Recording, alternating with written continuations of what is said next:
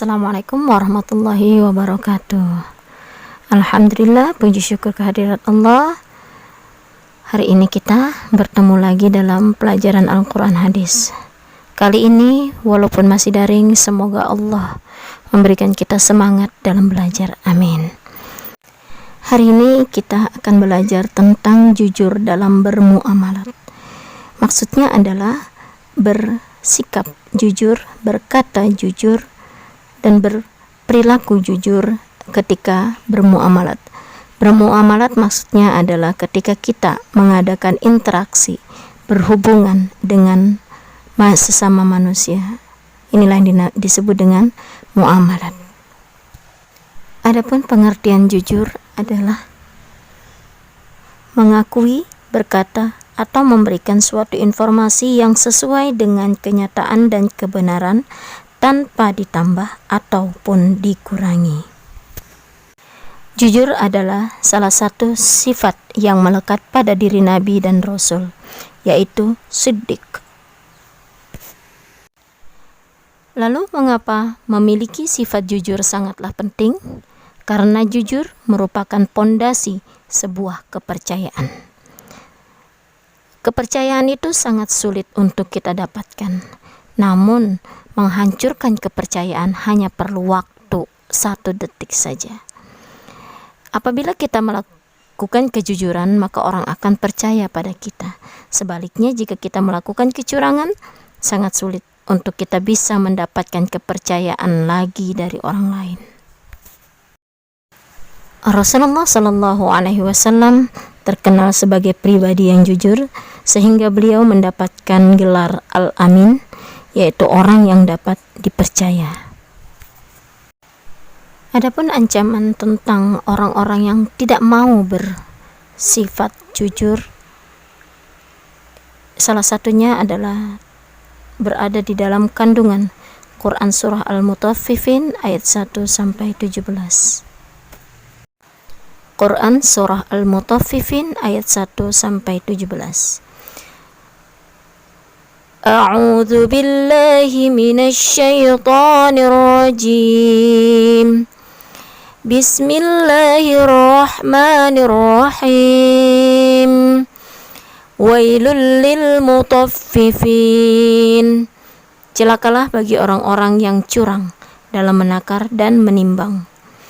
Alladzina idza iktalu 'alan nasi yastawfun, yaitu orang-orang yang apabila menerima takaran dari orang lain, mereka minta dicukupkan.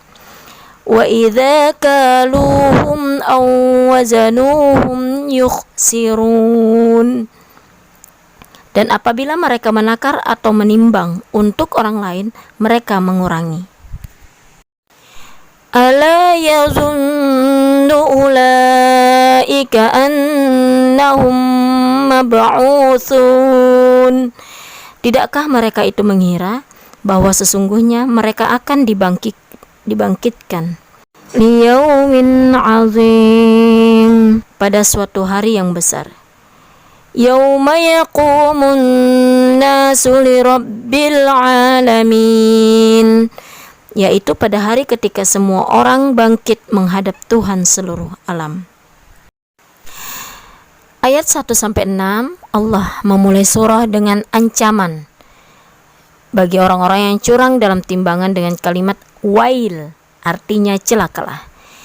Ini adalah sebuah isyarat bahwa mereka akan mendapatkan azab yang pedih, yaitu orang-orang yang jika menerima timbangan, menerima takaran, mereka minta ditambah, tapi jika mereka menimbang atau menakar untuk orang lain, mereka akan mengurangi. Mereka ini adalah orang-orang yang curang dalam jual beli. Mereka tidak beriman dengan adanya hari kiamat, hari pertanggungjawaban atas apa yang diperbuat. Mengurangi takaran atau timbangan meskipun sedikit tetapi diulang-ulang merupakan perbuatan yang sangat dimurkai Allah. Hal ini biasanya dilakukan dengan memainkan timbangan, ukuran, ataupun harganya.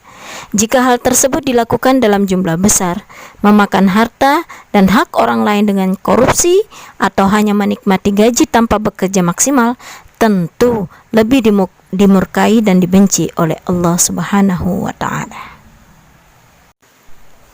Ayat 7 sampai 17. Kalla inna kitabal fujjari lafi sijjin. Sekali-kali jangan begitu. Sesungguhnya catatan orang yang durhaka benar-benar tersimpan dalam sijjin. Wa ma adraka ma sijjin. Dan tahukah engkau apakah sijjin itu? Kitabum marqum, yaitu kitab yang berisi catatan amal. Wailun yawma idzil lil mukadzibin. Celakalah pada hari itu bagi orang-orang yang mendustakan. Alladzina yukadzibuna biyaumiddin, yaitu orang-orang yang mendustakannya hari pembalasan.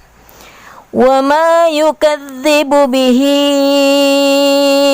illa kullu mu'tadin athim. Dan tidak ada yang mendustakannya hari pembalasan kecuali setiap orang yang melampaui batas dan berdosa. Wa ma yukadzibu bihi illa kullu mu'tadin athim, yang apabila dibacakan kepadanya ayat-ayat kami, dia berkata, itu adalah dongeng orang-orang dahulu. Idza tutla alaihi ayatuna qala asatirul awwalin. Sekali-kali tidak, bahkan apa yang mereka kerjakan itu telah menutupi hati mereka. Kalla bal rana ala qulubihim ma kanu yaksibun. Sekali-kali tidak, sesungguhnya mereka pada hari itu benar-benar terhalang dari melihat Tuhannya. Kalla innahum 'an rabbihim yawma idzil lamahjubun. Kemudian sesungguhnya mereka benar-benar masuk neraka. Tsumma innahum lasalul jahim. Kemudian dikatakan kepada mereka, inilah azab yang dahulu kamu dustakan. Pada ayat 7 sampai 17 Allah menjelaskan bahwa catatan perbuatan orang-orang durhaka terdapat dalam daftar keburukan dan disimpan dalam buku khusus bernama Sijjin, yaitu kumpulan buku-buku para setan dan orang-orang kafir. Mereka itulah yang mendustakan para rasul dan risalahnya. Sifat mereka ada 3. Yang pertama adalah mu'tad, melampaui batas dan melanggar hukum-hukum Allah. Yang kedua adalah athim, bergelimang dosa dengan mengkonsumsi barang haram, berbicara bohong, mengkhianati amanah, dan lain sebagainya. Yang ketiga, jika dibacakan Al-Quran, mereka mengatakan bahwa itu hanya dongeng orang-orang terdahulu, bukan wahyu Allah Subhanahu wa ta'ala. Selanjutnya Allah menjelaskan mengapa mereka mengejek Al-Quran. Antara lain karena banyaknya dosa yang menutupi hati mereka, sehingga mereka tidak mau menerima kebenaran dan kebaikan. Oleh sebab itu, mereka jauh dari rahmat Allah, sehingga kelak dilemparkan ke dalam api neraka yang paling bawah. Dan dikatakan kepada mereka, inilah azab yang dahulu selalu kamu dustakan. Audio Jungle.